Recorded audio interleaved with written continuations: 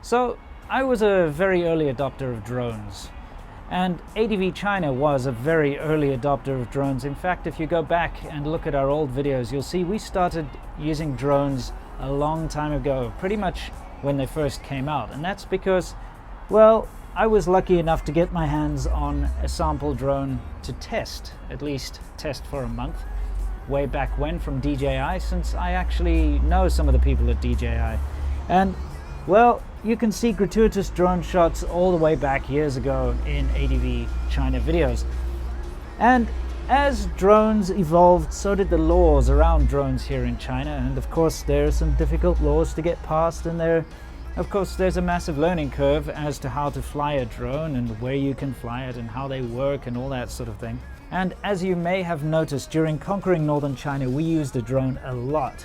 For those of you curious as to what drone we used a Phantom 4 Pro. The Phantom 4 Pro that we used in conquering northern China is massively better than what we usually use for ADVChina, since we're usually using C-Milk's Mavic Pro or my Phantom 4 or sometimes even my DJI Spark, and we alternate. We just basically use what's convenient at the time. Anyway, the guy piloting the drone in conquering northern China is one of our cameramen, Mark, and I must say I taught him how to fly a drone and he very quickly picked it up and he became pretty much an expert from the outset. I was incredibly impressed at how quickly he learned how to control drones, and of course, filmmaking being his profession, he's very proficient at getting like really good shots, but unfortunately he often puts the shot as a priority over the safety of the drone, and so, well, it led to one or two incidents on our trip. Finally leaving the sex hotel. I'll be glad to see the back of that thing. Oh my god, it was pretty freaking rough in there. Yeah, let's not tell anybody about this, shall we?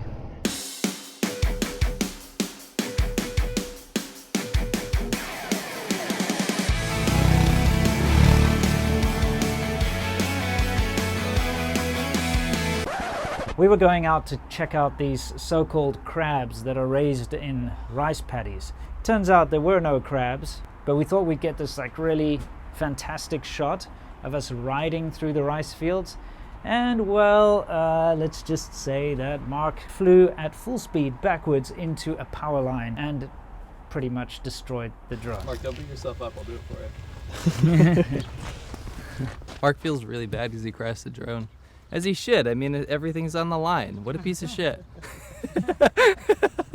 Just joking. We did find that there's a DJI store in Shenyang, which is where we're headed. So if all works out, and this is still kind of messed up and doesn't work and kind of janky and stuff, and we will go there and see if they can fix it. If they can't, we're going to have to buy a new one, which kind of sucks, but guess what? We'll be able to get the shots that we need because there's some very important kind of locations that we need to film drone stuff for. So yeah, this happens, you know, if you haven't crashed a drone and you're a drone pilot, there's something wrong with you. You have to learn. It means you're getting terrible shots. This is why I will never drive with someone who's never had a car accident, because they don't know their limits. So It's their exactly first, like that though, isn't it? yeah, It is. I mean, It's like exactly like when they crash, you're going to be with them, and you don't want that. Let them crash by themselves first, and then they're like, know what the car can do and what you can't do, etc.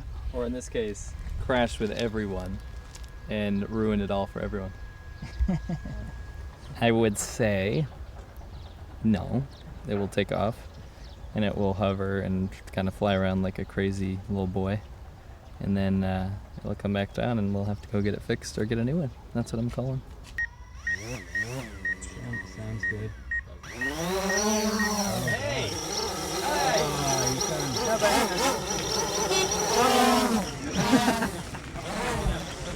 You know, doesn't matter how much I was honking the horn, flashing my light, trying to warn him because I saw it coming. He just kept going backwards, kept holding that shot, and bam, the thing must have fallen down, I don't know, 15, 20 feet out of the air, maybe even more, maybe more like 30 feet. Anyway, whatever, it fell down and pretty much bits went flying everywhere, and yeah, that wasn't so much fun. You know, after kind of piecing everything together and putting on spare propellers and all these extra things that we tried to do, We tested the drone and realized that it was pretty much damaged beyond use. Now, one of the great things that happened because of our little drone failure from Mark was that we ended up going to a huge city called Shenyang because it was the only place that we could go and actually buy a new drone, sight unseen. And it was a little bit difficult to justify us wasting all this money, but we had to do it if we were going to continue to get drone footage for the rest of the show. Now, after we bought the drone, everything was hunky-dory, and we found ourselves in this absolutely beautiful little village that we didn't plan on stopping in on the way to Jilin province and the North Korean border. The sun was going down, and Mark, as always, said, we gotta pull over and get a shot here. You guys gotta ride next to this river. It's absolutely gorgeous. Winston, this is very pretty. Yeah, it's incredibly pretty out here. I love it. I'm hoping that Jilin has the same kind of beautiful scenery and stuff. I'm just also worried about how much daylight we have left, so we're gonna have to rush to try to get there.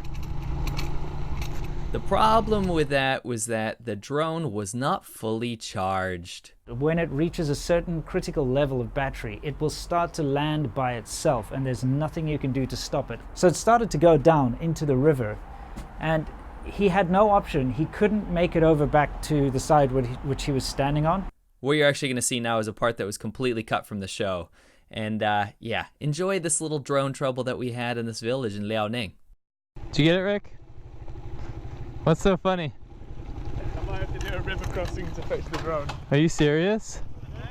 He was fucking above the river and all of a sudden it just said landing. And then he's fucking ready to land in the river. Well done.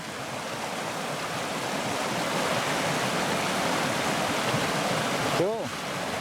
So Mark has made the first step.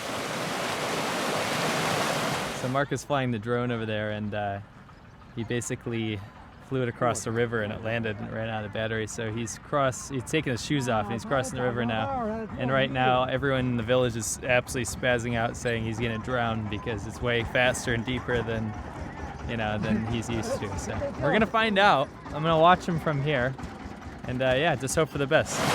This one looks way more dangerous. Let's see if we can make it. Don't fall over, mate. Don't fucking fall over.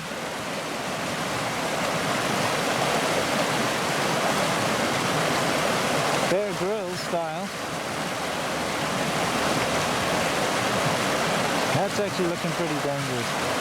I mean, it's not a deep river. You can always swim to shore.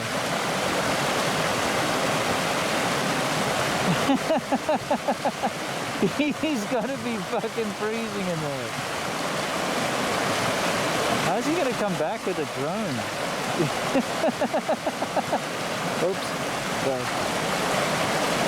Nice!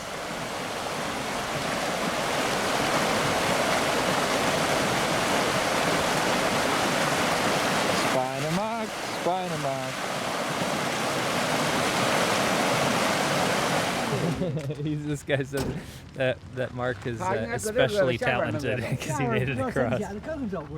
If these old men that live here their whole lives thinks it's dangerous, then it probably is a little dangerous.